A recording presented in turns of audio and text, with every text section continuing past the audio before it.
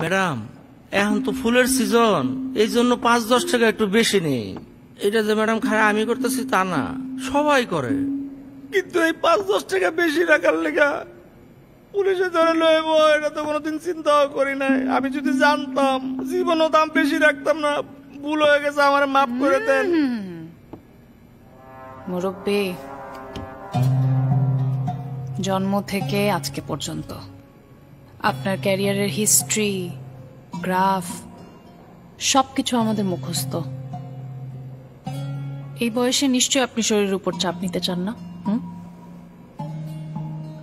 ইউসুফের সাথে লাস্ট কোথায় দেখা হয়েছিল?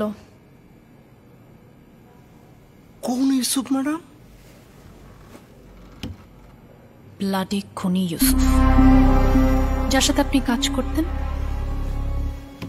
ম্যাডাম ছোটবেলায় দাদের কাছ থেকে না ইউসুফ জুলেখার গল্প শুনছিলাম। এরপরে ইউসুফ নামের কারোর সাথে আমার কোনোদিন পরিচয় হয় নাই। চাচারে বিশেষ জায়গায় ইলেকট্রিক শক দেওয়ার ব্যবস্থা করো। হ্যাঁ মুরব্বী, এই বয়সে একটু ইলেকট্রিক শক খেলে না শরীরে একটা ঝাঁকুনি আসবে। তখন যেটা মনে করতে চান সেটাও মনে হবে, যেটা মনে করতে চান না সেটাও মনে পড়ে যাবে। এমনি সকাল থেকে পোলাপান পিটায় আমার এখন আর